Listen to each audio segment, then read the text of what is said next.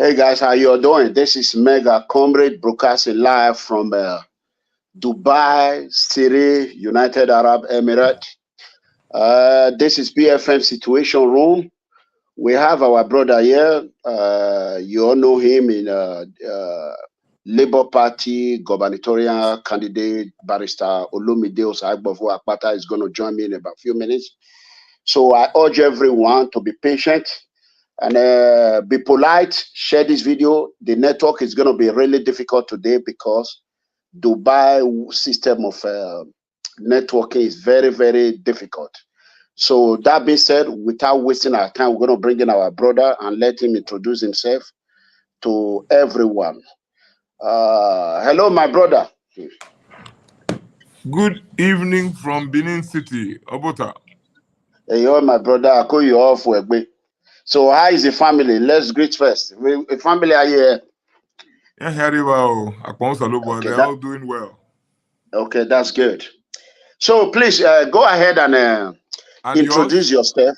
Go ahead. I'm doing good. We are doing pretty good. So Excellent. go ahead and introduce yourself to the whole world. I know they know you, but it's good for you to introduce yourself again. Thank you, the mega comrade, West Kakabo. Thank you very much. Yes, I am Olumide Osaigbovo Akpata. I am, as you have already introduced, I'm the Labour Party gubernatorial candidate in the upcoming elections in Edo State come September 21, 2024. I was born in Germany, in Berlin. At that time, I was born on the 7th of October, 1972. At that time, my father, Henry Omorogeva, was studying medicine in Germany, and my mother was also studying dietetics. So I was born to them in Germany, and after a few years, we returned to Nigeria. I grew up in Warri, and I went to nursery and primary school there, started secondary school at Federal Government College Warri, then continued at King's College Lagos. I finished secondary school in 1988 from King's College, Eko, and I was admitted to the University of Benin in 1988. I always like to give my matriculation number so that anybody who wants to verify can go and verify.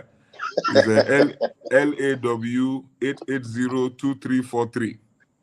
I was admitted to study law. We were at the Ugbowo campus, and I studied law, and I was able to graduate in this within the specified period. And in 1992, I left Uniben and then proceeded to the Nigerian Law School. Again, we only had one campus of the Nigerian Law School at the time, and which is in Lagos. And after 1 year, I was called to the Nigerian Bar on the 15th of December, 1993. I celebrated my 30th year as a lawyer last year in December. After finishing from the law school, I served in Kano, and then I started work in Warri with the learned senior advocate, Dr. Mudiaga Oje of Blessed Memory. He taught me the rudiments of law practice. And after that, I proceeded to Lagos to join my cousin Ogogo, the son of the late Justice Ephraim Akpata. He's my first cousin, and he had just set up a law firm called Templars in 1995. I joined him a few months later, and together for the last 27 years, we have built a formidable law practice. We started with 4 lawyers. Today, there are over 120 lawyers there. I had to leave the practice in August of last year when I made the decision to join partisan politics. I worked in Templars for over 25 years, as I've said, and I'm very proud of what God has helped us to achieve in that law firm. And also, as a lawyer, I was very active in the Nigerian Bar Association.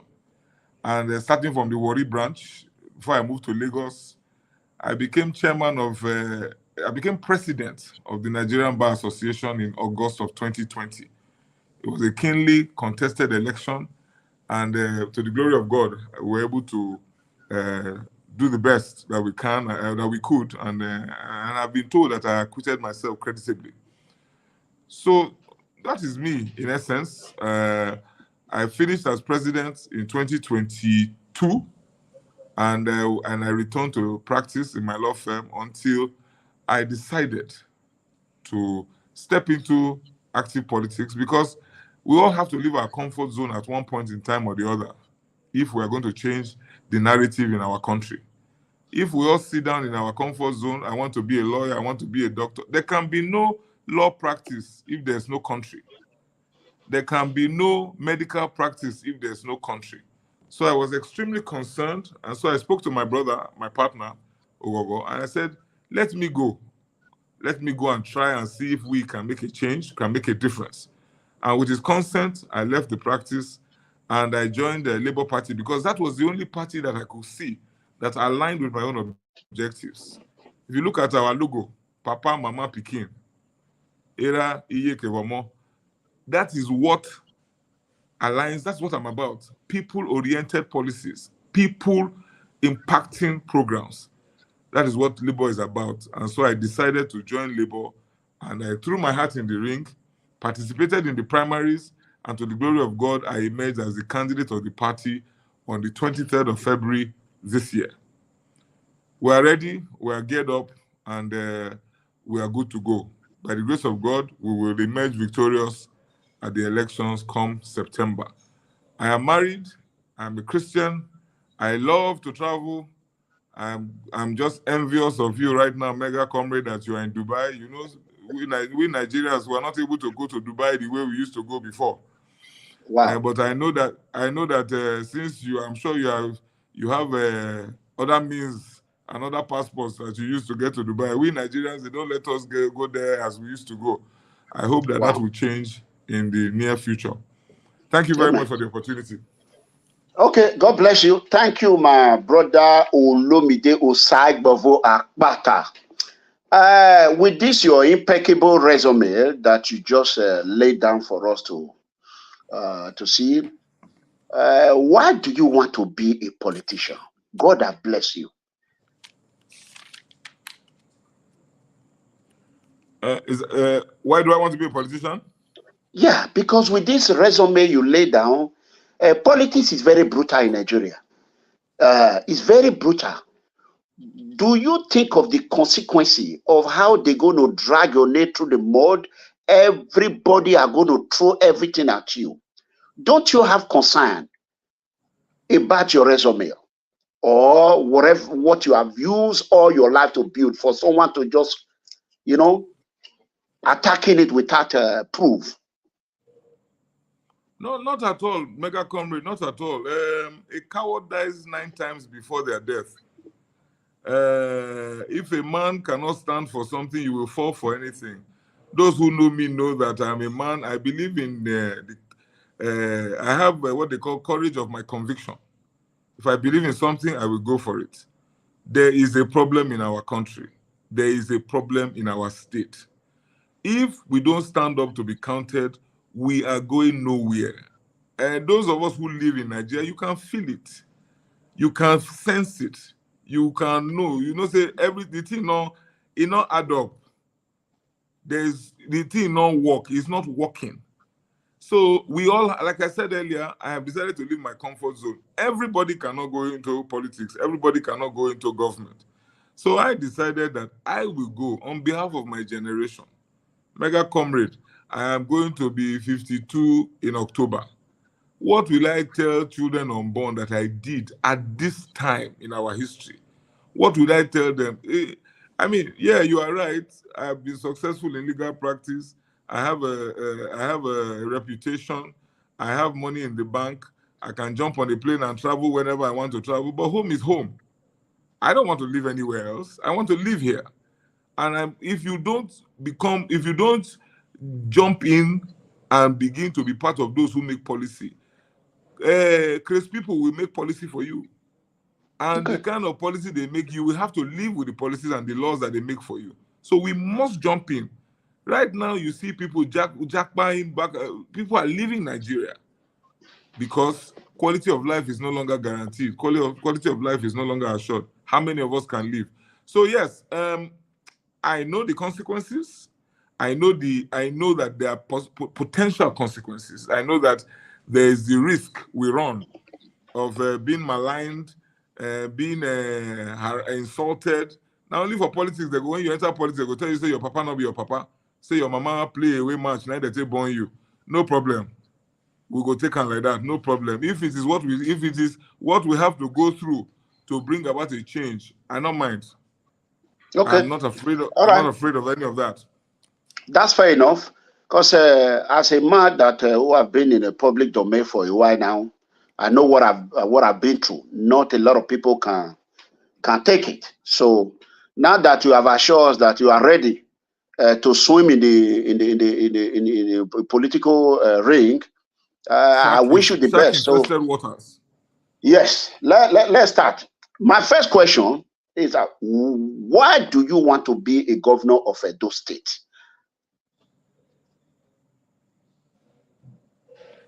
Well, first and foremost, I am from Edo State.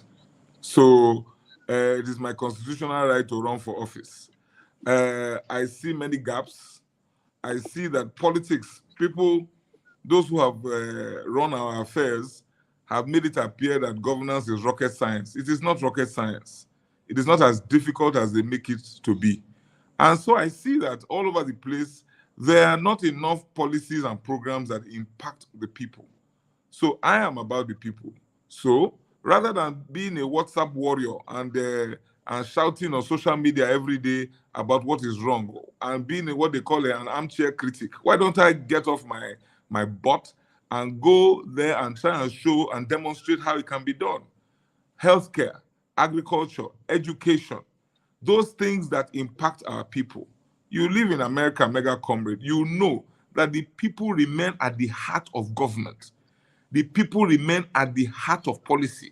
But in our country, the people are the last thing that are being considered. They are not on the radar at all. That is why our country is the way it is. That is why we don't really have a country that we can call our own.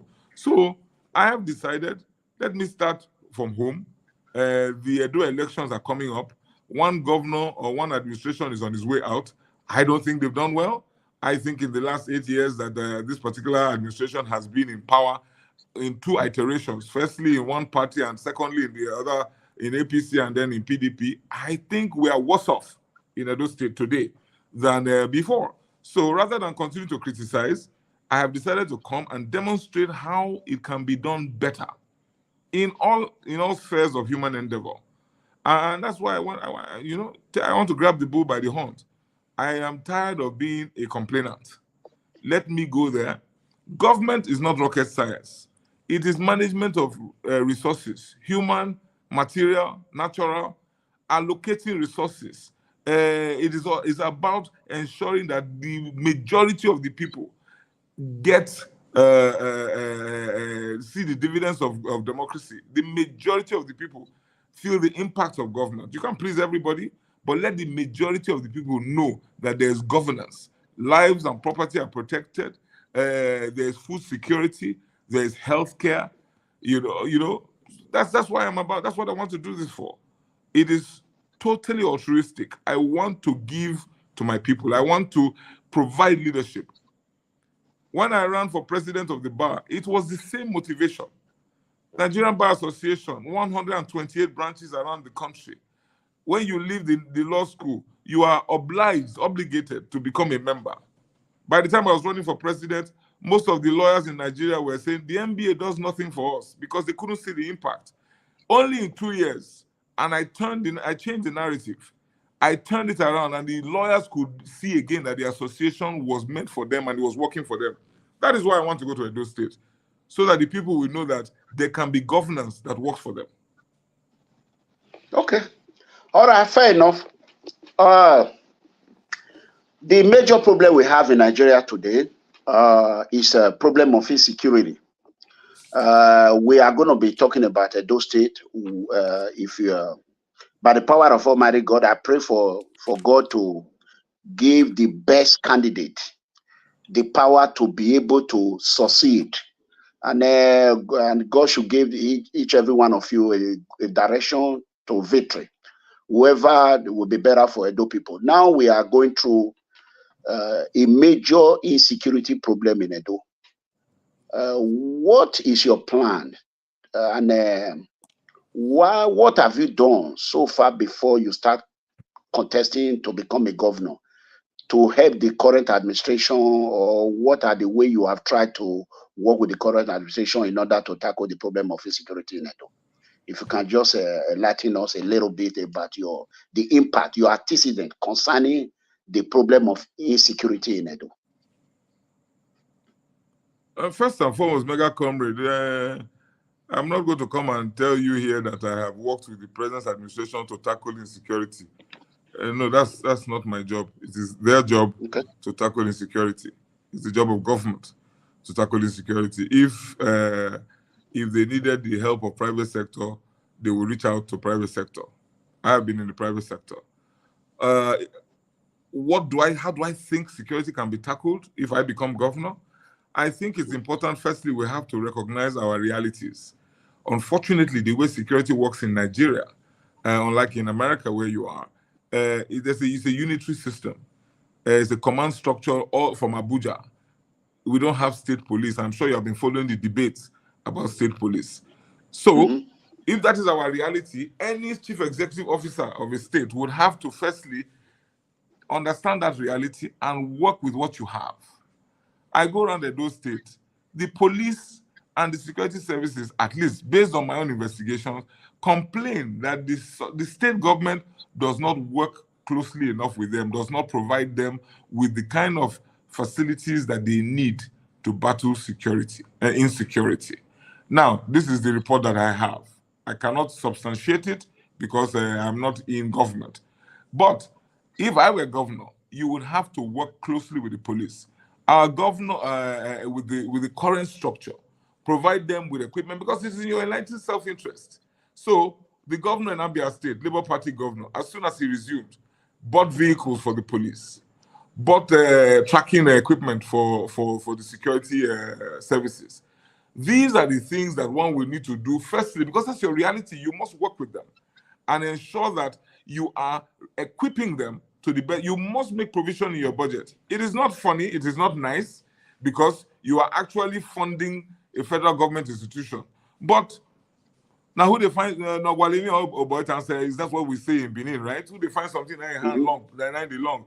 So you have to go and ensure that you work with the situation on ground. Next thing you have to do is, it is not when you're fighting insecurity, it's not just about guns and bullets.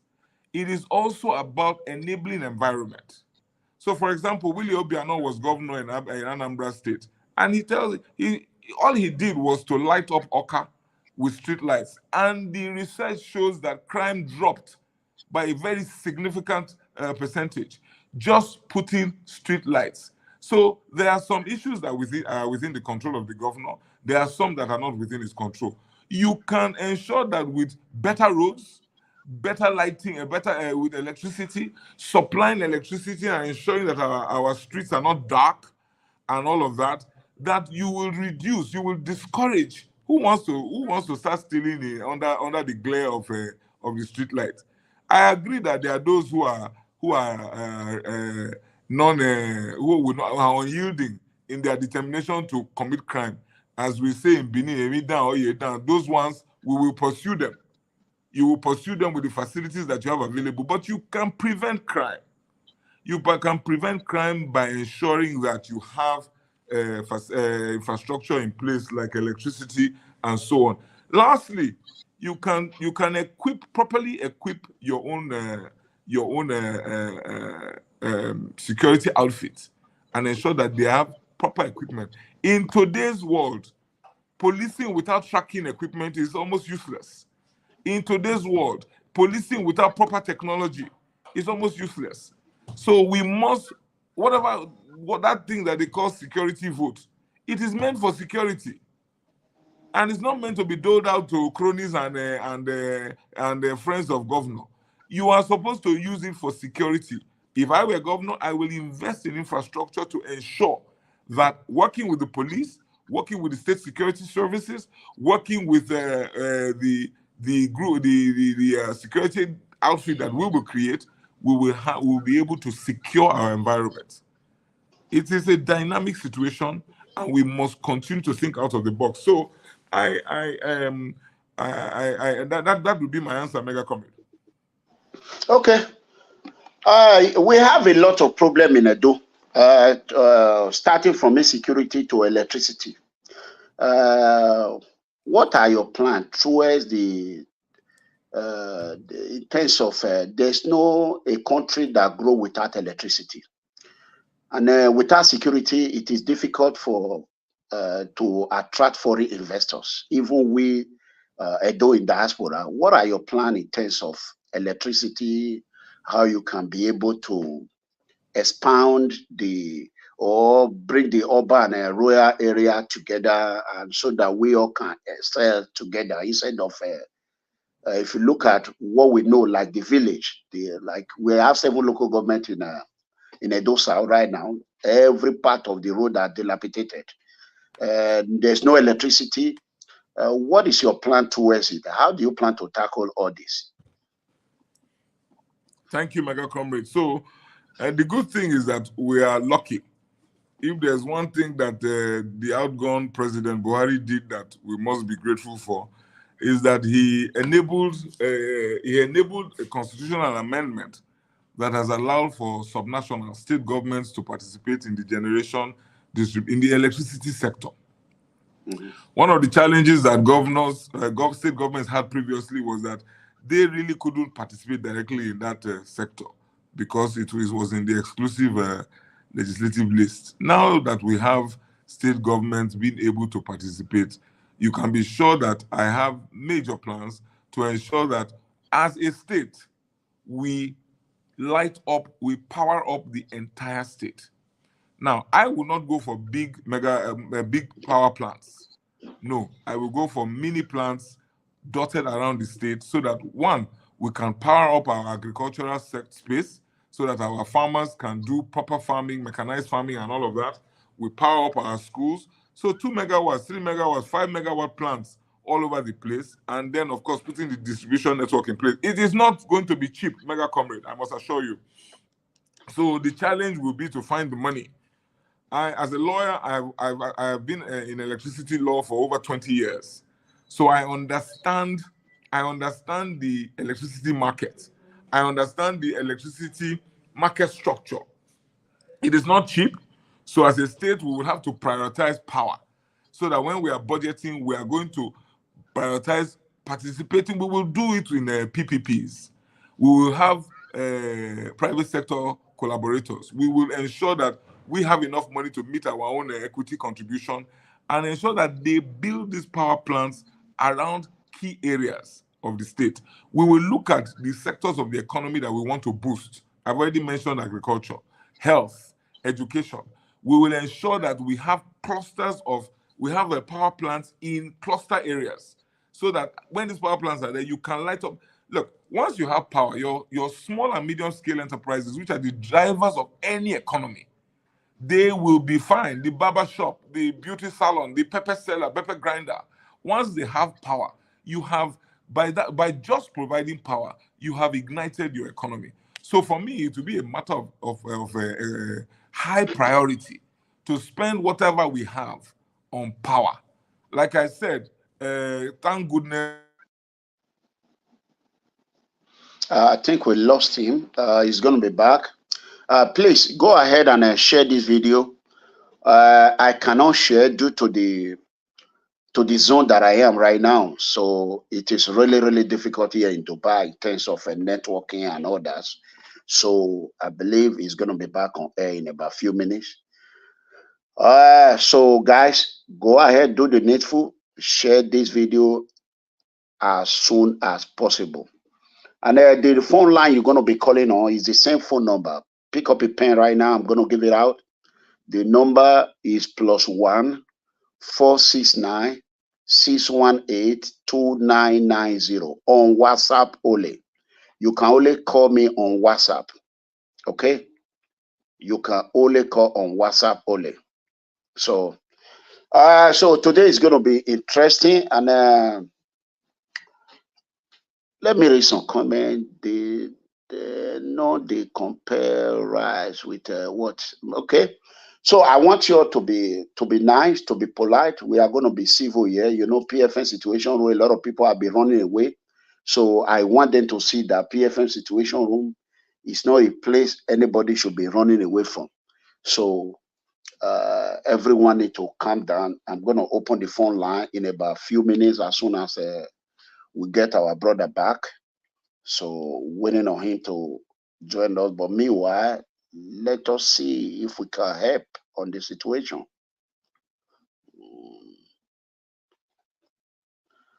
So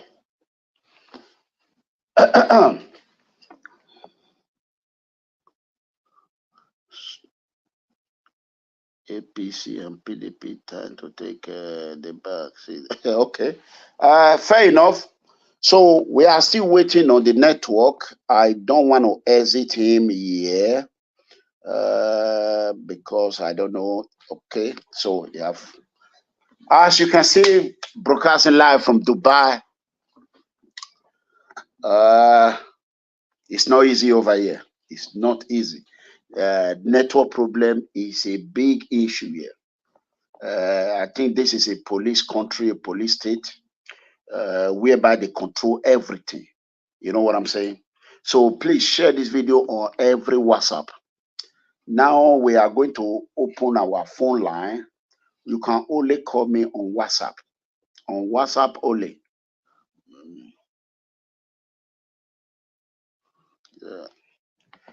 On WhatsApp only.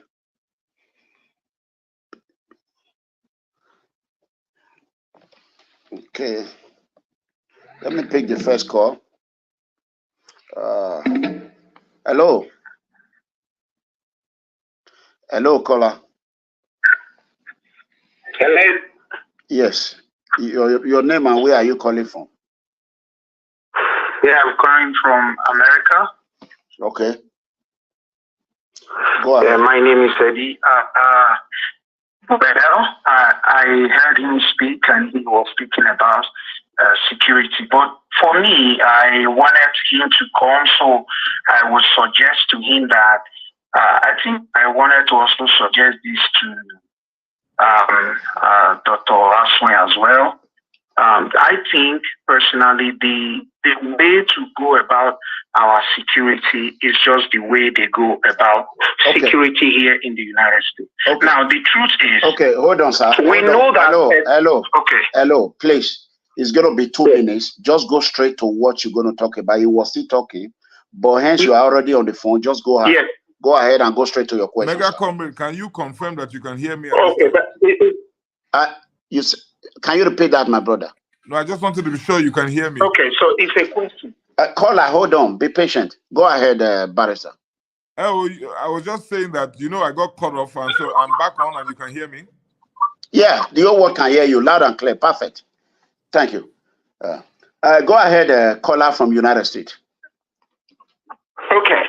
So my thing is, Edo State does not have the resources for that kind of security he was talking about. Edo State doesn't have the money. So why not, it's a question, so why not set up or invite private companies to have kind of resources they use here? Okay, your line is off and on. It's kind of fading away. I don't know if Akpata heard you, but I believe he heard your question. MegaComrade, I think it says that we don't have. He obviously listened to my suggestions regarding security and what any state government can do. I have suggested partnering with the police, helping them with equipment and all that. And the gentleman says that Edo doesn't have that kind of money. I don't know how he has arrived at that conclusion.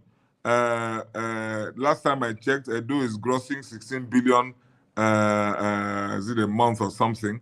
So it all depends on what you want to do with your money, what your priorities are. So what are we talking about? Mobility for the police, tracking devices for the security service, state security services. That is what I'm referring to. Every state government does that. But in Edo State, what I see is buying a few second-hand Siennas giving to police. That will not work. We have to have proper cars, proper four-wheel drives, proper helices, double capping helices, and then tracking devices. The gentleman who called, MegaComrade, he says, why don't we do it the way it's done in America, where they give they contract security to some private outfits. Well, I'm not so sure. You see, we all have our own different legal frameworks. If you want to contract to private security outfits, that means you probably don't want them to bear arms, right? Because there are rules and regular rules based on our own laws on the kind of arms that non-police officers can bear or can carry around the country, and there are restrictions. So we do have private security guards in Nigeria, private security companies in Nigeria, but the kind of policing that we're talking about, I don't think that that is supposed to be how do I put it? I don't think that would be enough to fight crime the way we want to fight it. Private security can't do that. And as I mentioned earlier, I think we lost him again. Unfortunately, we don't have state police yet in Nigeria. It's not allowed. So we cannot have state police. And definitely, it's not private outfits or private companies that. Okay. Can you hear me, MegaComrade? Yeah, we can hear you, but the network is breaking. It's okay. We can deal with that. That's all right. Okay, thanks for your response. We have someone on the phone. Your name and where are you calling from? Good evening, MegaComrade. Yeah, good evening. Davidson calling from Irregular, Italy. Okay, go ahead. So I want to ask our incoming governor question. Sir, if you emerge as the governor of Edo State, what are you going to do about the court killing in Edo State? Number one. Number two, are you going to emulate the governor of Abia State or do more than him? That's just my two simple questions. Sir. Okay, you have to wait. It's offline right now. I think his network is really. Oh, yeah, I can see. Okay, go ahead and repeat your question again. Number one question. What are you going to solve the court killing in Edo State? Number two, is he going to do more than Abia State governor, or is he going to emulate the same thing the man is doing? That is just my question, sir. Okay, you can go ahead and hang up. Go ahead. Yeah, MegaComrade, the gentleman from Italy, I missed his name. First question, how are you going to stop the cult killings in Edo State? I believe that's what he said. Correct. So cult killings, as far as I'm concerned, I think it has become such a deep problem, cultism. I attended the University of Benin. We had cultism in school, there's no doubt. But at that time, when people left school, they left cultism in school and they went on to look for jobs. They went to build their lives. But today, kids leave university and then they continue as cultists in townships, and politicians use them in every election cycle. So it is. I would have come with an easy answer and say, we will prosecute them, we'll take them to court. But I think I think that begs the question.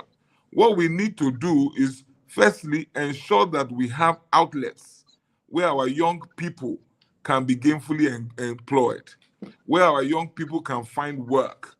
That is the first thing we need to do. Idle mind is a devil's workshop.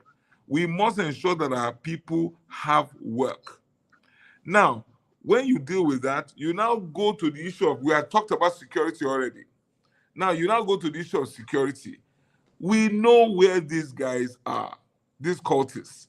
Our state security service, all they need is proper tracking devices. You can track these guys down, those who refuse to leave cultism. You can track them down and you can apprehend them. You can prosecute the ones who refuse to leave the cultism, those who continue to harass the citizens. But I must assure you that my approach will be two-pronged.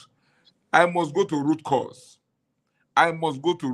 It is only someone who did not live or grew up in Edo that will not understand that you have to go to the root cause. These so-called cultists, They are our brothers.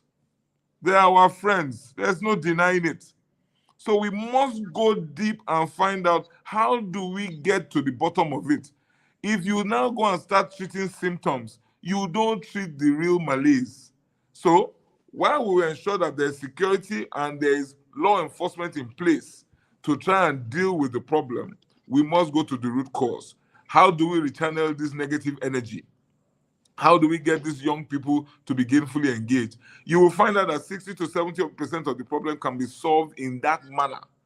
Just trying to find out how come these guys come out of school, what do you do to get them engaged?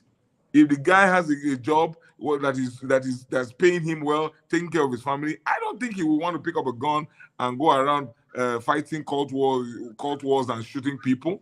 I think that we have not done enough of a deep dive to look into it.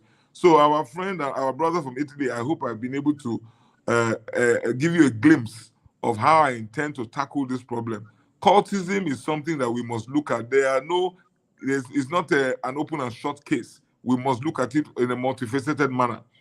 Abia State, I was in Umuahia here a couple of days ago, or about a week ago, to sit with my friend and my brother, Alex Oti, just to understand how he's dealing with governance in Abia State with limited resources. I'm very proud of what he's doing, very proud of what he has done so far, and definitely we'll borrow a leaf or two from him. I have my own ideas, and I like challenges. I like challenges. So, of course, my own ambition or my own aim is to outdo him. It's healthy competition. I want, when the story is told, I don't know the carry last. So you can be sure that I will be competing actively if I become governor of Edo State, to be sure to ensure that I put Edo on the world map as a poster child for good governance, for ensuring that our policies and programs affect the majority of the people. I see what he has done with power in Aba. I'm very familiar with that project. I've worked for that company before, Geometric. You can be sure that we're going to replicate that in Benin City and the other cities in Edo State. There must be power. So definitely, Dr. Oti is one from whom I intend to borrow more than one leaf in terms of how to deal with modern day governance. Okay. Caller. Okay, let's take another call. Hello. Hello, good evening. Yes, please speak louder. Your name and where are you calling from? Yes. And don't forget to share this video. I can't share. My name is Victor. I'm calling from Finland. Okay. Go ahead, Victor. Yeah. Good evening, Mr. Olumide Akpata. Hi, Victor. My question, I want to ask, what do you think you will do differently in the area of electricity? Because every 8 years. Go ahead.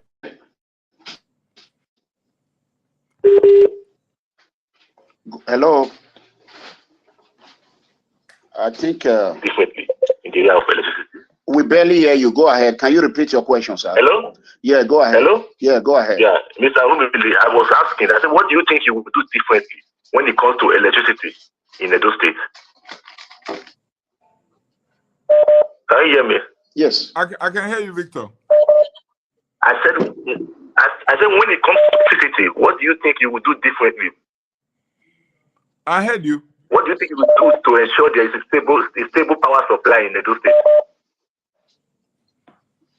Yeah, so can I proceed to answer, or you have another one? Yes, go ahead, Mr. Akpata. Yes. Okay, I think we have spoken to the issue of electricity already, but it's a very important subject that it doesn't really matter how many times we repeat repeat or dwell on the issue. I already mentioned, Victor, that we are lucky. We are quite lucky that the laws in Nigeria have been amended to allow state governments to participate in the electricity sector. So that makes life a whole lot easier for any chief executive officer of a state, because you are now legally empowered to participate in that sector. This was not the case before. So previous governments have had to try to find, previous state governments have had to try to find ways of ensuring that there's power in their states, even though they could not participate directly. So what will I do differently? Thank goodness the law has changed. Edo State will be an active player in the power space because it is in our interest to do that. We will collaborate with private sector players, and we will be an active player in the generation side of the business, and we will also be an active player in the distribution side of the business.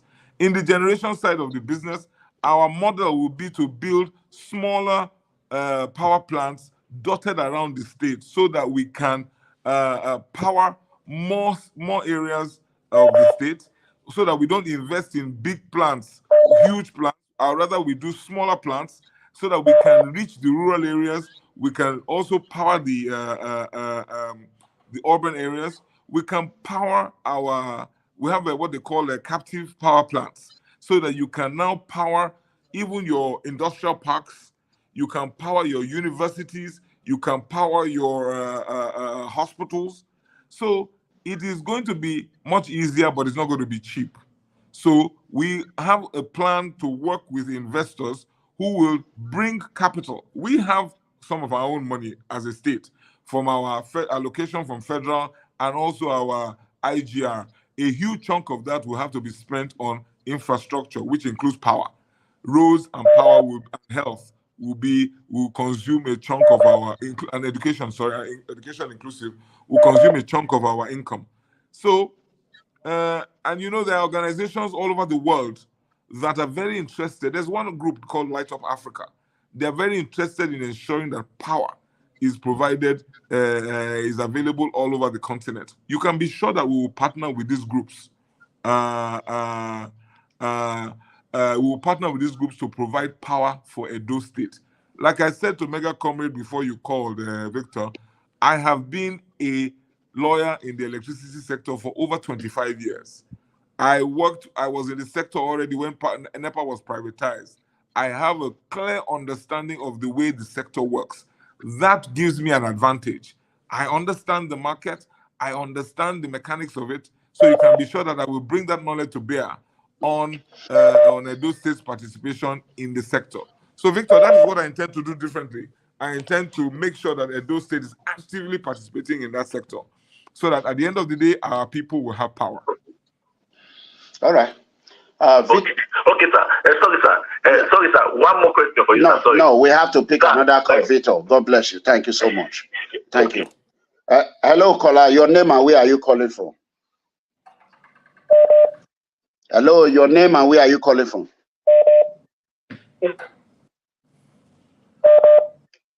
Can you talk? Good evening. Yeah, you need to put Good evening, comrade. Yes, good evening. Your name and where are you calling from? I'm calling from US. My name is Prince. Okay, go ahead. So, yes. My governor, good evening, sir. I want to thank you for your presence, because it's been difficult to have some of us come on board to talk to us on what their plans are. First of all, I know you've been in the power sector legally. You've been in the power sector legally, and I'm very happy for that. So that is aside. Secondly, they say he that wants to come to equity will come with clear hands.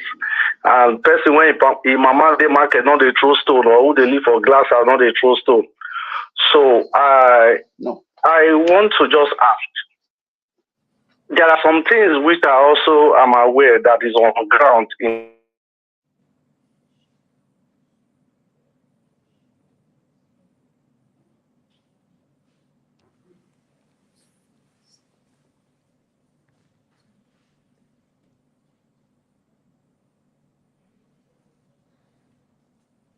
MegaComrade, can you hear me, sir? and you are. Okay, what is your question, sir? Caller. My ideology problem. Your network is bad, caller. Please. Mr. Olumide, did you hear this question? Akpata. No, I didn't hear Prince only. I only heard the part about who they stay glass house, not the true stone. So I didn't quite get Prince's question. Okay, let's take another call, please. When you are calling, you all should be, make sure your network is okay and is stable, in order not to waste much time, okay? Let's pick another call. Hello, caller, your name and where are you calling from? Please, sir. My name is Frank, and I'm calling from Dublin. Okay, go ahead. From Dublin. I just want to ask the Labour Party candidate. It's like a question also, like if he has like idea of what to do. The people that is going to be on his cabinet, are they going to reside in their local government from there to be coming to work? Not all of them package themselves to stay in GRA. Why they live insecurity in their community? Because if they stay in their community, from there they come to work every day, then they will provide security in their community. I don't know if you understand what I'm talking about. Yes, I completely understand you. Yeah, go ahead. So they have to come from their whole local government, straight down to attend their work. After their job, they have to go back. If they're from Oriomo, they have to come from Oriomo. If they're from Oluku, they have to stay in Oluku. If they're from like Igbobazuwa, they have to stay in Igbobazuwa. Those that reside in Benin will also stay in their street, in their community. Not all of them package themselves to Sadebe Avenue. So that's all, sir. All right. Go ahead. With that, there will be security. Okay. With that, there will be security, sir. All right. If they are coming from their home, all right, their ancestral home. All right. Thank you. Go ahead, Mr. Akpata. Thank you, MegaComrade. That is not practical or practicable. So what of the man who comes from Ososo in Akoko Edo and the man who comes from Ibilo or Somorika Hills? Will he drive to Benin every day from his local government? No, that's not possible. But what I have promised is that even I, as governor, I will not spend all my time in Benin. I have promised that as governor, you can be sure that on a monthly basis, we will move government around, the seat of government. We will move the seat of government to Edo Central, to Edo North, so that we can understand clearly what the challenges of the people are firsthand. So you can be sure that there will be times when you come to Benin City and we will you will be told that the governor is operating out of Ekpoma this month or this week, or the governor is operating out of Auchi or from Jatu. So that's what we can do. But to say that your commissioners should live in their villages, you know the problem, MegaComrade? The problem is that previous administrations have obliterated local government authorities. Because what my brother Frank is speaking to, really, if our local government authorities were up and running, that is the government that is closest to the people. And that is the government that is supposed to operate. MegaComrade, you live in Texas, I believe. You know that the Americans are passionate about mayoral elections because those local governments, the mayor is our local government chairman here. That is the government that impacts on the people. And so I, as a governor, would ensure that we do not eclipse local government administration. The local government, if you ask me, what would I do about a local government chairman who is living in Benin City? I will give marching orders to the extent that I have control over that space. And I will call out any local government chairman who is living in Benin and who is not Oredo or Ego or Bobaoha. If you are Ovia local government chairman, you must be Ovia Southwest. You must be in Igwebazua. If you are Igwebe, you must be in Igwebe. That one, my brother Frank. Yes, I will agree with you because that is the problem. Local government chairmen who live in Benin City and pretend or say that they are running their local government from Benin City, not commissioners. Commissioners will have to stay closer to the seat of government, but from time to time, government will move around. The seat of government will move around and the commissioners will move when necessary.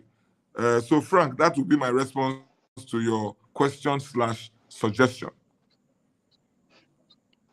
Okay. All right. Let's pick another call. Hello. Hello, good evening. Yes, your name and where are you calling from? Okay, this is Kevin calling from Edo State. Okay, go ahead.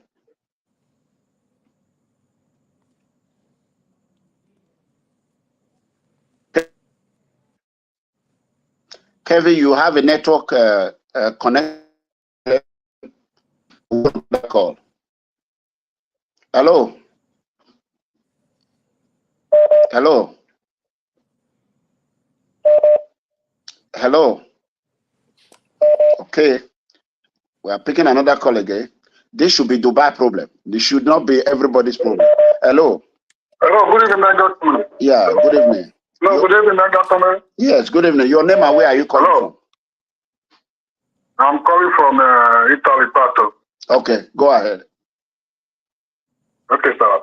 I greet you, sir. I want to use this opportunity to greet my brother, Mr. Akpata. The problem we have you see Gelegele.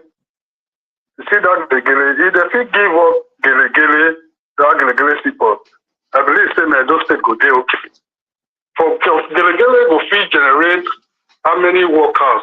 More than 1,000 workers in Edo State. That will be a measure to give our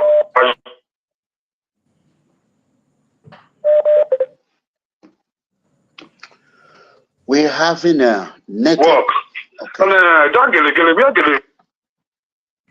That's Gelegele. And you can see person to us. They go through to us to Gelegele. And you can stop us to Gelegele. If they give Gelegele, if they do that support to give that support to Edo, you'll see say Edo.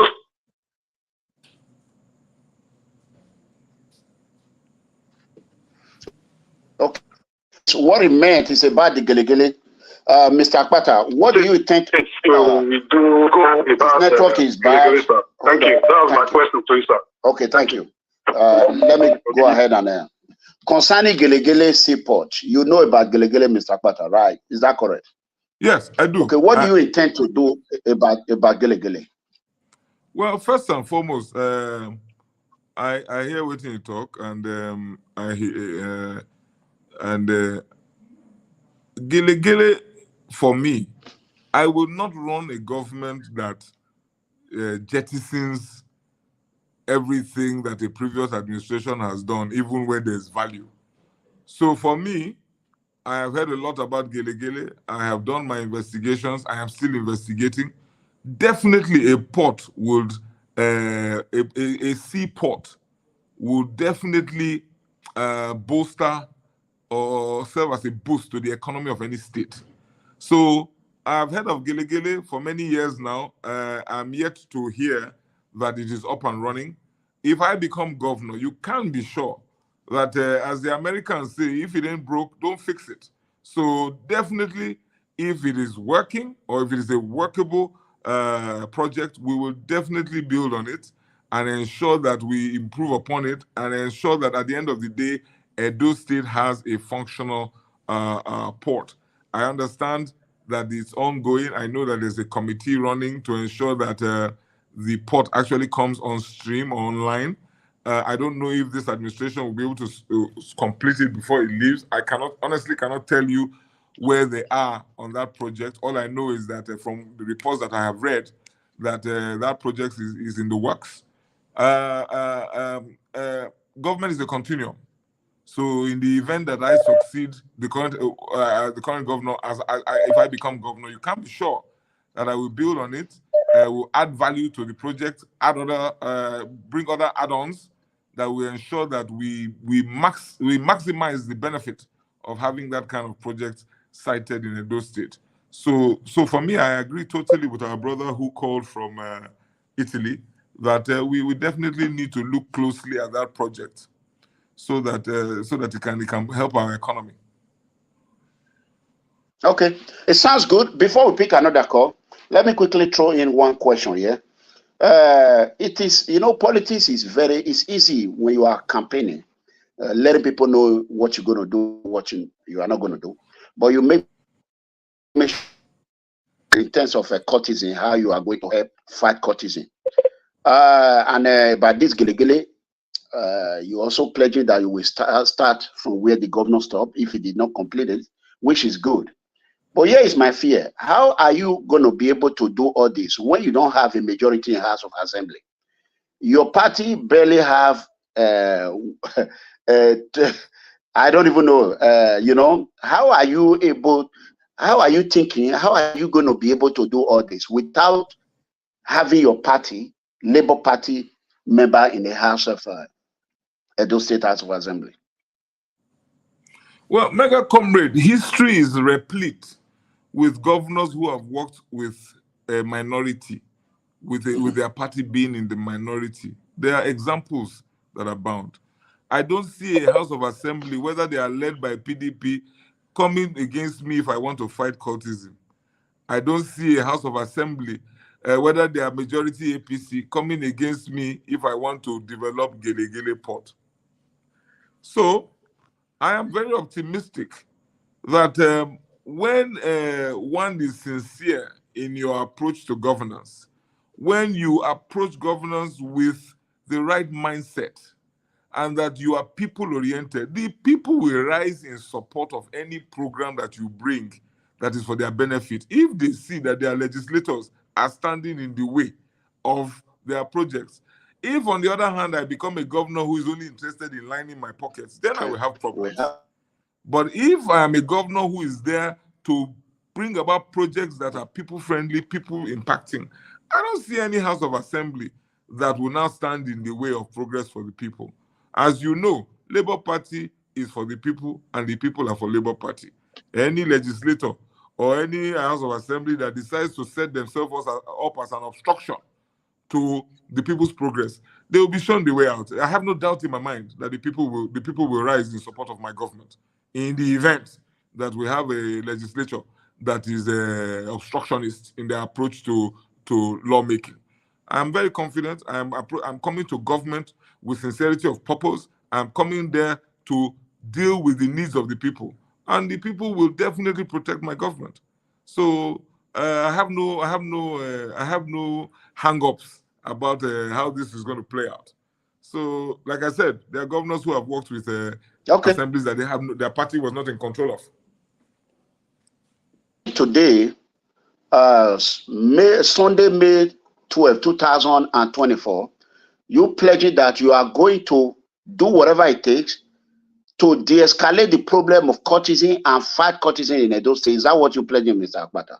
I am giving you my pledge, MegaComrade. Today, 12th of May 2024, I am giving you my pledge that I will do everything within my power to de-escalate cultism. All I said earlier was that I will look into root causes. I am not going to paper over the cracks or try to put band-aid over a deep cut. You and I know that that will not be sustainable. That will not achieve the long-term objective. So we will have to go, and like I said, I went to the University of Benin. I've spent a huge chunk of my life in Benin. I understand the antecedents. I know when the first person was killed at the University of Benin in 1991, 1992, when cultism began to take a dimension that none of us contemplated. So we need to look into this. How cultism has now, cult groups have now become, they're now outside of campuses, they are now entrenched in the cities, in towns. We need to look at it and understand why. You know, like I said, it's negative energy that can be rechanneled. We are talking about security issues in our states. You understand what I mean? We can rechannel negative energy.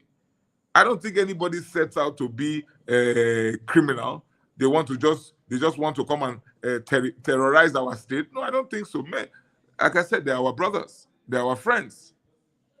There are some cults, there are some groups. They don't even like to be called cults. They call themselves associations. They tell us time and time again that there are associations that are set up for legitimate purposes. So let us engage with them. Let us interrogate the issue closely and find out how we can use these associations for good and not for bad. So you have my pledge, MegaComrade. Okay. I would have. I applaud your courage. I have to be honest. I applaud your courage. But do you not think this might affect your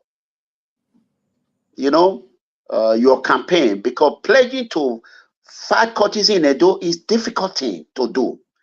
And another thing I want to ask you, I want a yes or no answer on this. Do you belong to any group? Yes or no? When you say group, you mean a cult? Yes. No, I don't belong to any of them. When we were in school, I made a conscious decision not to be a member of any of those groups. But do I have friends who belong to those groups? Absolutely, yes. Do I have relatives who belong to those groups? Yes. They're amongst us. We grew up, we're in Benin here. They're amongst us. Okay. So there's no need playing the ostrich. Okay, fair enough. Let's take another question. Let's move out of that place. Hello, caller. Your name and where are you calling from? Hello, caller. Hello, MegaComrade. How are you doing? I'm doing great. Your name and where are you calling from? Yeah, this is good evening to Mr. Olumide. This is Fidelis calling from the United States in the state of Colorado. Okay. Let me give a special greetings to Mr. Olumide. And I want to tell the people of Edo State that they have the unique opportunity to be like Abia State. I think by now they must have seen the effect of Godfatherism in River State. River State is now like a theater, and there's no peace there. So the people don't even know who is their governor. So the Edo people have the unique opportunity to elect a governor who will serve their interests. We have seen how somebody said he helps somebody to prepare for the wedding, and he wants to be sleeping with the friend's wife. That is how bad it is now in River State. So I want to encourage the Edo people to elect a governor who will serve their interests, and Mr. Olumide is the answer. Thank you very much. All right, thank you, caller. Thank you, Kelly. Thank you. I'm very grateful for your kind words. Okay, I'm going to, before we pick another call, let me respond to. It is good that Mr. Akpata clear himself here, because I'm a neutral man, just like him. I'm a neutral man. I don't belong to any group at all. I do not belong to any group.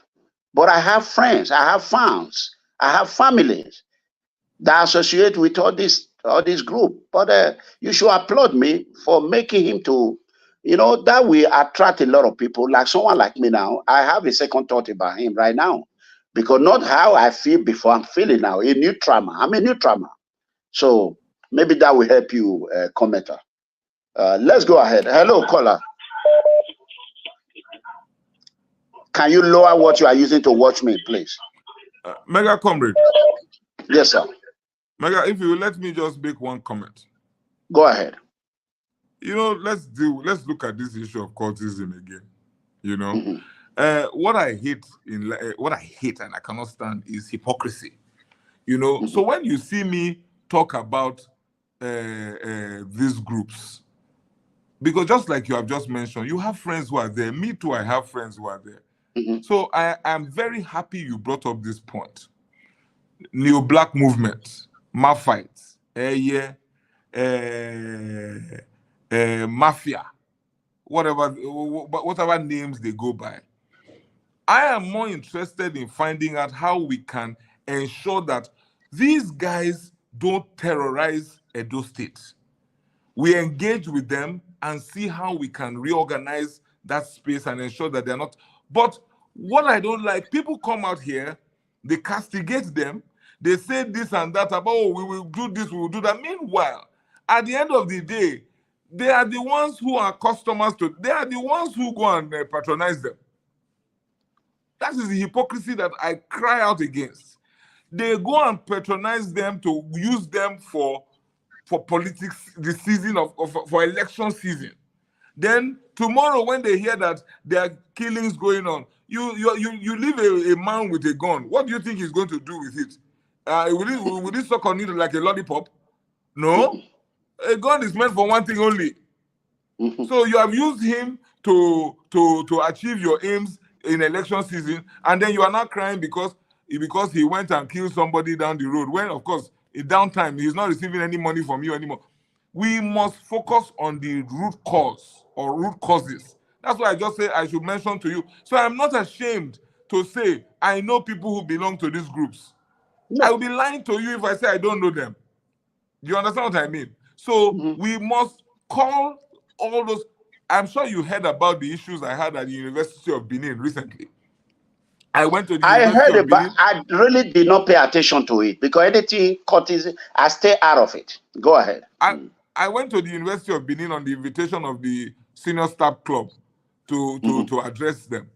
And then the next thing, the event was attacked by some group of people who came and then disrupted the event. At the end of the day, a lecturer was hacked in the head with an axe and all of that. Where we are today is that some of those who were involved apparently were students of the school. Others were former students of the school.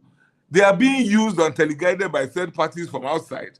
Now we have a situation where final year students are running the risk of being rusticated, expelled from the school because they are being used by third parties from outside. Then those people will now come and complain, say, hey, cultism, they be new, cultism, they not let us rest. So when they are the enablers, they are the enablers of cultism. So that is the point I wanted to make, MegaComrade. It good make we look inside. All right. Make we ask ourselves, say, if customer not there, if customer person, they're not going to sell market. All right. Let's pick another call. Hello.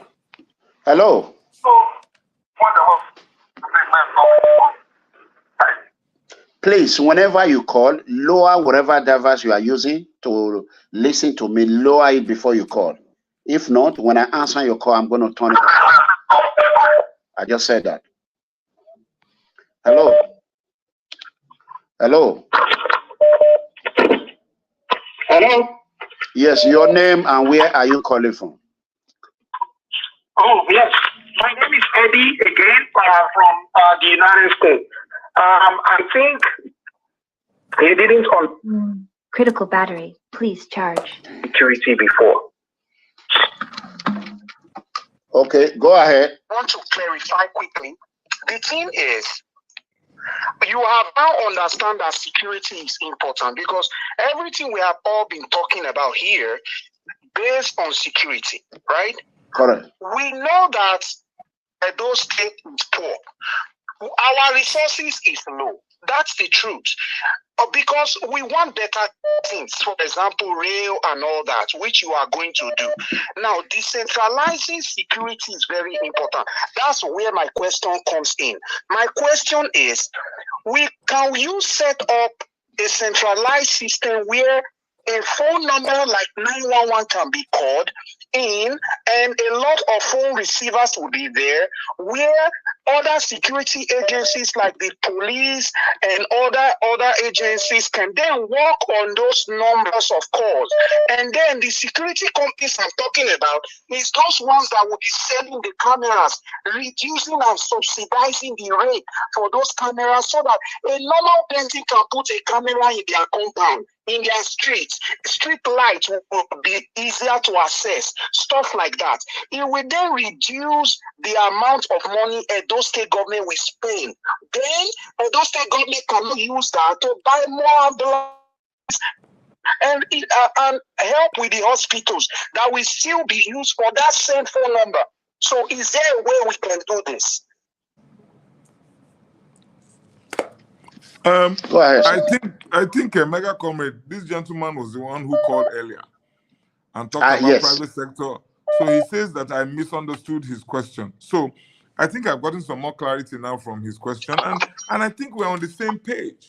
Because what I'm saying, the first thing he must understand is there's something called the legal framework. So you must understand your reality as a governor. What can you do and what can you not do? So I understand him clearly now. And I think MegaComrade, you will remember, saying, now this same thing now they talk, say, you can cooperate with the police, firstly, help them with mobility, help them with communication gadgets, and all of that. It's a risky game, because the truth of the matter is that if the Inspector General of Police decides, say, the hillocks when you dash Benin police, the next day you see the hillocks for Kaduna, there's not much you can do about it. But you still have to collaborate with them in the expectation that they will exhibit good faith. Now, speaking to what this, I think his name is Eddie, what Eddie from the US has said now is that Yes, that is the point I'm making. I gave you the example in Anambra when Willie Obiano was governor. Put street lights. Yes, we definitely can put street lights so that you reduce crime. Yes, we can install CCTV and you have a central, you have a control room where you are monitoring the CCTV so that you can, all of this is to help police do their jobs. Yes, you can have a call center where you can, your 999, your 911 or be whatever it's called, call center, you can help the police with 911 call centers. Give them, speak to Airtel, speak to MTN, help the police, pay for the communication gadgets so that people can report crime. And then when they report the crime, if the police have no car or vehicle to go to the scene of the crime, it means nothing. So it is a value chain that you are only as strong as your weakest link. So if there's communication, there has to be mobility. If there's mobility, there has to be infrastructure so that they can get to the venue, to the scene of the crime, right? So I totally agree with you that there must be out of the box thinking so that we can talk with the police, but it goes to my initial point. We must collaborate with the police. You understand? And then we must make sure that there are sanctions, right? We must make sure that when criminals are apprehended, the system is working. That's one we have some control over. We must make sure that cases move through our justice system quickly enough. We must make sure that when they are apprehended, they are taken through the court system, they are sanctioned, they are sent to prison where you need to send them to prison, so that people know that the system works. That's the value chain that we need to work on. So okay. I think I understand the question, and I hope he understands me too. All right, we have a caller. Your name and where are you calling from? Good evening, MegaComrade. Good evening, Mr. Olumide Akpata. My name is David. I'm calling from Lagos. From Lagos. Go ahead. Yes. Yeah. So please, I want to first appreciate Mr. Akpata for giving Edo people the opportunity. You know, I call it a ray of hope for the Edo people. This opportunity he has given the Edo people, or he is given to choose a leader that's going to, steer the state aright, and that's going to choose the people first, place the people on the pedestal, like he has said. I have seen what he did in the NBA, and I was more than impressed, and I know he's able to replicate that in Edo State. But the question I want to ask now, sir, is this.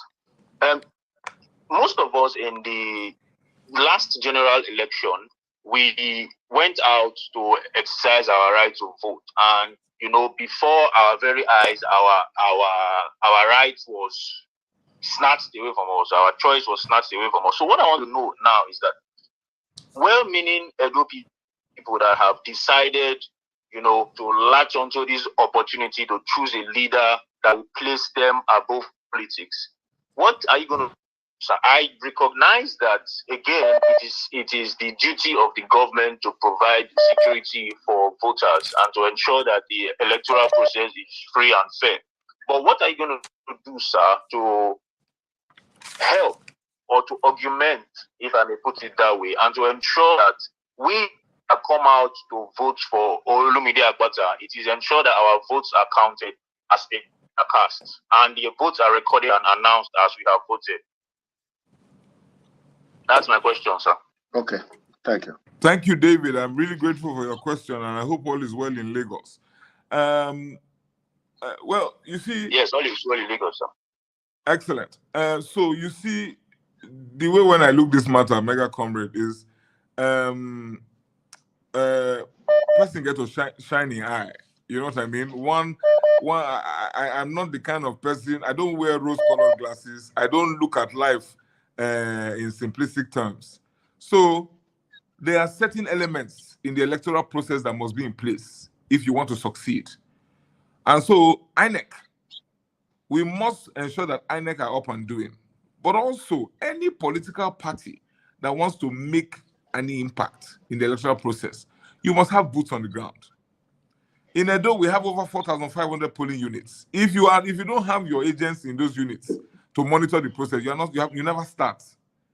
So it is a very, very intense process. Politics has two sides. There's the show business side, where we are jumping from stage to stage, rally to rally. But there is also the drilling down. Do you have boots on the ground? Do you have people manning the process? A lot of the losses that the Labour Party sustained in the last election really had to do with the fact that we did not have enough boots on the ground. Even though I agree that the outcome was a disservice to those who went out to vote on that day. But I think hindsight is 2020. Now that we know, I always use the quote from Chinua Achebe's book, Things Fall Apart, about ever since the hunter has ever since the bird learned to fly without perching, the hunter has learned to shoot without missing, right? So we know the elements. We know the elements of the electoral process. We must ensure that they are in place. Security. I'll give you an example. In MegaComrade, when we were having the primaries at the Labour Party, we had a problem. MegaComrade, can you hear me? You are muted though. Yeah, I can hear you. Go ahead. Okay. Yeah. We had a problem where at the level of my party, the party had not supplied the addresses of all our ward offices or ward secretariats where the primaries were to be held. It may have been an omission, it may have just been a mistake, but we did not have those addresses. I wrote a letter to INEC asking INEC to compel the party to provide those addresses so that we as the participants in that process would know where the ward congresses are to be held. Now, you have to understand the system so that the system will be made to work for you. Others were moving around blissfully oblivious of the danger of not knowing where ward congresses will be held. If you don't know where ward congresses will be held, you have not started. You will get to the primaries and you will see a delegates list that is strange to you. But if you know where the ward congresses will be held, you can monitor it. INEC can monitor. Security agents can monitor it. So you must understand the system. Any game that you want to participate in, you must learn the rules of the game. So, speaking to David from Lagos, you can be sure that I not come here, Luke Bridge. We are going to ensure that all that needs to be done will be done. We will activate all processes to ensure that the will of the people will be done and protected. If I lose, let me lose fair and square. I will not lose because somebody has manipulated this. When we go from that, don't forget that it is INEC, because you know that like no other country in the world in the electoral process. So you know that we must also tribunals to be sure that the outcome, we must be alive. As they say, where comrade, MegaComrade, if you snooze, you lose. If you they don't do you the thing. So shine your eye. David, that's all I can say. Okay. Talking about this of the manipulation of election and others, you know, APC President Tinubu is a different kind of a political leader that knows how to get the job done. Ain't you worried about this Edo State upcoming gubernatorial election of not being fair?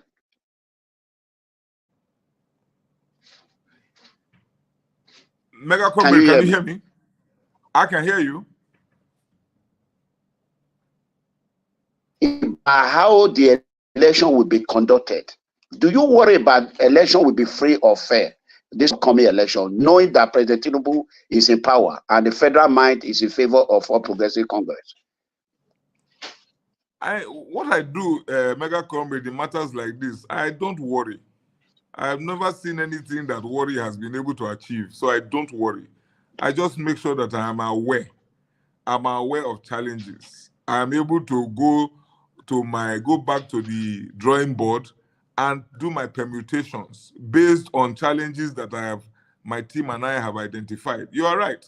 I am coming up against PDP, that is the incumbent government in Edo State, and I'm also coming up against APC, that is the incumbent government at federal. So one would have to do our permutations in such a way that we are ready for whatever challenges or whatever may come our way because of these formidable forces that we are up against. But look at Bayelsa, the elections that just happened in Bayelsa. There was an incumbent governor of the PDP who was in office, and there was an APC candidate, and President Tinubu was there. He was president. Bayelsa is just a couple of months ago. Tinubu was president. We had the candidate of the APC that was once a minister in the same state. He did not win that. Politics and electioneering is not a clear. There are nuances that one. We're having a net. I'm sorry. I promise if we. Hello, Mr. Akpata, can you hear me? Can you hear me? Hello. I can hear you. Okay, we're having network difficulty. We're going to manage it.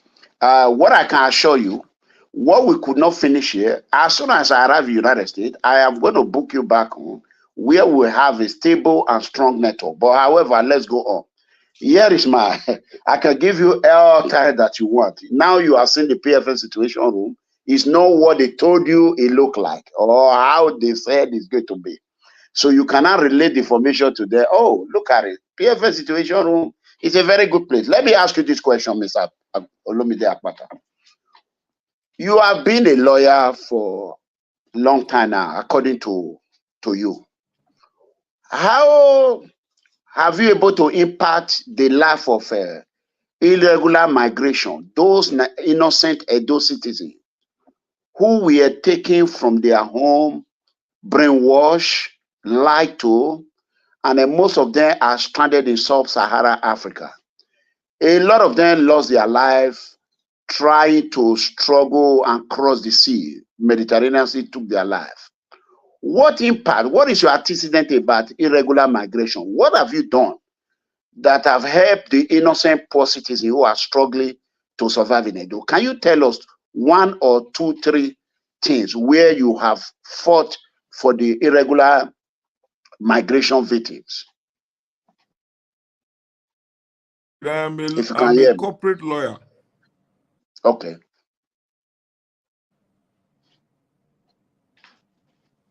Okay. We are hearing you. MegaComrade, can you hear me? We can hear you. Yeah, we can hear you. MegaComrade, I'm a corporate lawyer. I do electricity law. Fortunately, I don't do international migration. The question you just asked me now is like asking to help women in pregnancy. You know, there are lawyers who are trained to help. Do international law. We're having a network difficulty. Yeah, let me clarify. Let me clarify my question. Can you hear me, Mr. Akpata? I can hear you. Okay. Yeah, let me clarify so that both of us will be on there. You know, as a successful man, an Edo man, Edo son, Oviedo Putikba, you might have heard about the problem our Edo citizens have been going through in sub-Saharan Africa on a human trafficking and others. I believe you heard about it. Yes or no, my brother? Yes. Okay. How have you able to impact those victims' life? Because you are not going to be a governor. We want to know your antecedent of how you have fought for the innocent poor citizen. This is where I am. I am a correctional officer by profession. I am not, but I'm doing the best I can. My antecedent is I've moved from my profession, tried to help and see how I can rescue our innocent poor citizens. What have you done? And if you have not done anything, what is your plan towards how you're going to tackle the problem of irregular migration and victim of human trafficking? So, there's a lady whose name I will not mention, highly placed government official, has taken as her passion this issue of migration. She used to be Attorney General, collaborated with her before now on that issue. But I have not really organization or any group that is working towards, or at least I've not been approached by any to that you were referring to what have I done in my capacity as a lawyer. So I was telling you that that's not my field. But I have not done people this illegal migration. But like I said, there's this particular person about it, and I have collaborated with her in the past. However, if I were to become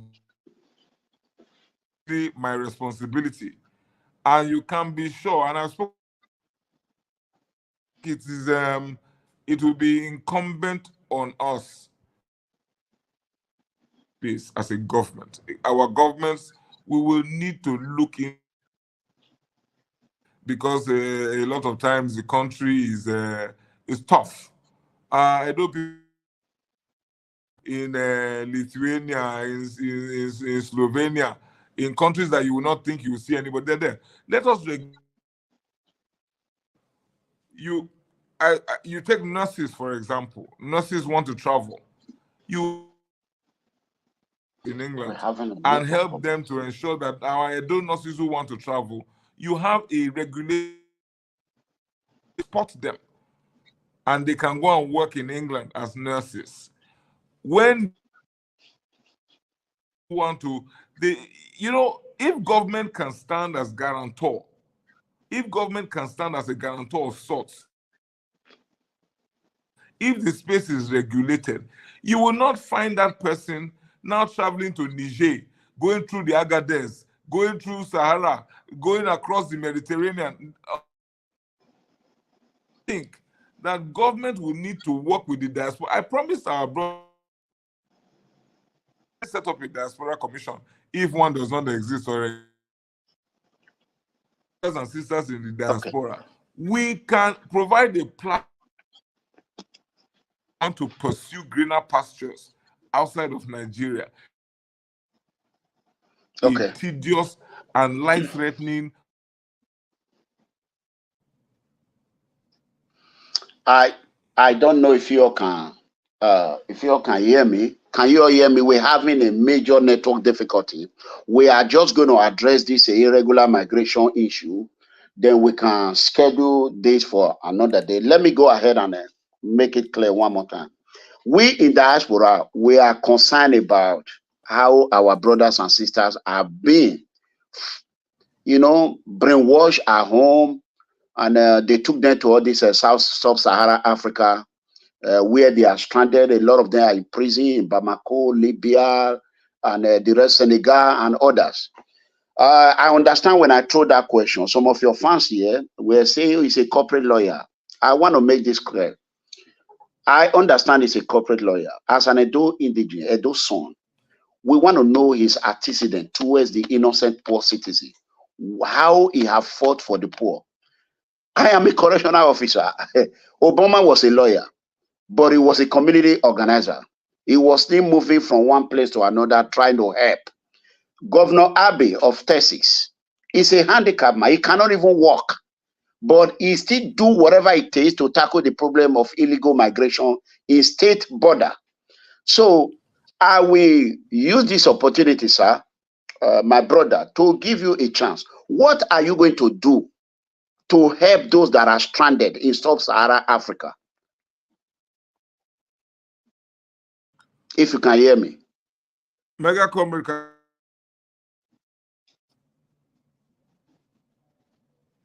Mega. Wow. We're having a network breakdown. I don't know if can it's hear from you Nigeria. very well. Okay, I can hear you too. Go ahead. Just go ahead. I can hear you too. So this issue, we all have the different causes that we when you look at cancer survivor, right? So I am passionate pensions with regard to help humanity has been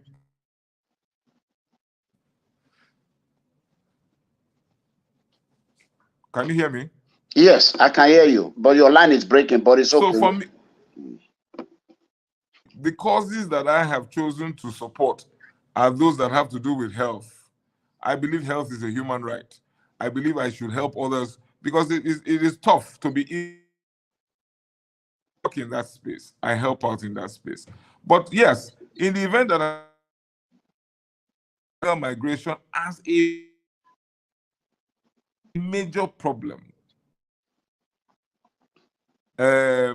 some of them, so let us be frank, they actually to go. And at the end of the day, they now fall. I've heard about horror stories from Bamako and all. I will work with, because I know that they are the ones who have the numbers. They repatriate. You can be sure that those that are and ensure wherever they bring them back home, we have any government can do. Anybody, I know whenever you see them, they come back. Them in camps. You can be sure that any Edo indigene wallow away in a camp and rehabilitate them and give them means of back home. That much you can be sure I will promise that. Okay. All right, that's fair enough. What we're going to do, Mr. Akpata, I want to thank you. We're having a network breakdown. What we can do, I will make a pledge on air today. Any day of your choice, you can tell me where you can be able to tell us more what you're going to do during the campaign. Right now, we're having network problem. People are calling, they cannot go through. So I don't know where my own is very clear. I don't know, maybe it's from Nigeria or somehow. So if there's a way we can reschedule this. Please. Okay. Hello, sir. Can you hear me? We can't hear him. So it's difficult to hear him. I can hear okay, let's you. take one more call. I'll see. Okay. Hello, caller. Hello, MegaComrade, Eranomigho. Yes. Good evening. Good evening. Your name and where are you calling from? This is Felix from Dublin, Ireland. Okay, please speak louder.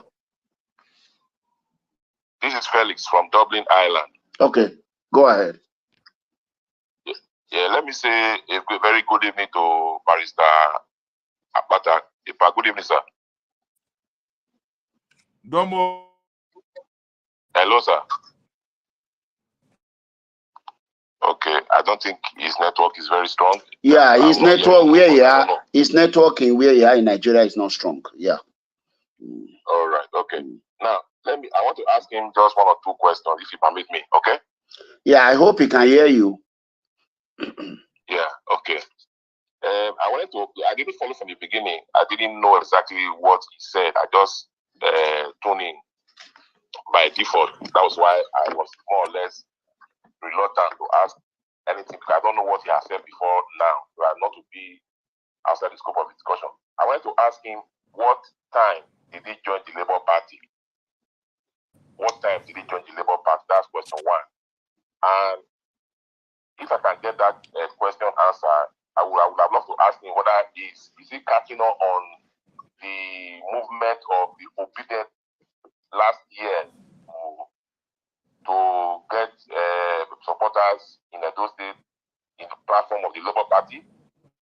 Then I heard him talk about dealing with or how to resolve the electricity issue in Edo State. So I wanted to ask him, apart from politics, what can he say that Obaseki has done rightly or wrongly that he may want to correct when he gets to office? Thank you. Okay. Unfortunately, the network there is very bad. So it's back on air now. I think it's back on air now. Barrister Akpata, can you hear me? I can hear you, comrade. Can you hear me? Okay. Here is his question. Caller, can you repeat your question one more time? Okay. Barrister Akpata, good evening, sir. Hear me? Hello, sir. Yes. I wanted to ask you, because I didn't follow your discussion from the beginning, so I just came in not too long. So that's why I was more or less reluctant to ask question. But I heard you talking about how to deal with the... Yeah, we can hear you. How to deal with the... MegaComrade, I heard all the three questions. Yes. Okay, all right. Okay, go ahead. He said he heard your question. He heard everything. So go ahead, Barrister Akpata. Had to do with when I joined the Labour Party. I joined the Labour Party March 20.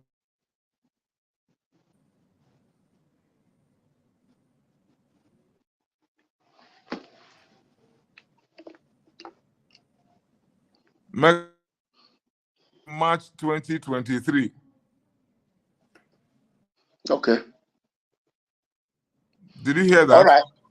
Yeah, we can hear it, but we can't see you on video. Maybe later on, if you watch this video, you're going to see that the network is pretty bad. If you can hear me, I will give you... I turned off... Okay. I turned off my video just so that to help to boost... The network. Yeah, I see. I see. So the first question, when did I...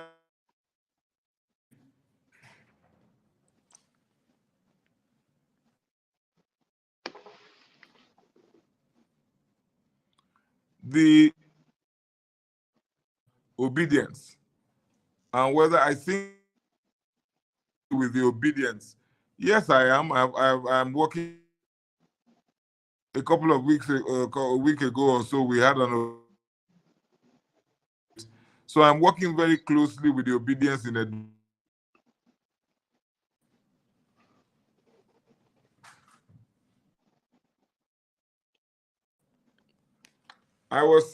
Can you hear me? Mm-hmm.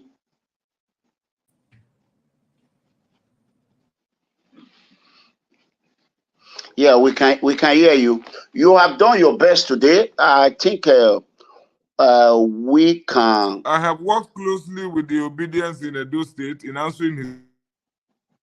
We had an obedience fitness walk for Akpata in Edo State.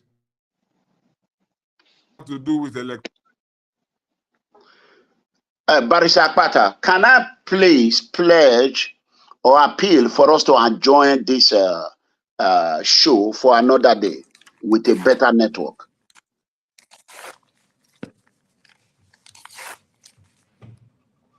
Can you hear me, Barrister Akpata? Can we join this for a better another day for a stronger network so that the whole world can really? Because right now, even commenter, they are complaining that they can't hear you. Yes. Any day of your choosing, I'm available, MegaComrade. Okay. So let's do next week, Sunday. Fair enough. You will let me check my diary first, and I'll send you a message immediately. All right. All right, no problem. So if you can greet everyone, and I apologize for the network. So we are going to be coming. Go ahead and agree them, and we can reschedule it. Thank you. I thank the MegaComrade. I thank all those on the PFM platform. I'm grateful for the opportunity. It is engagements like this that will enable us get to the point where we can determine what the issues are in Edo State, and determine who is best suited to deal with these issues come come the elections.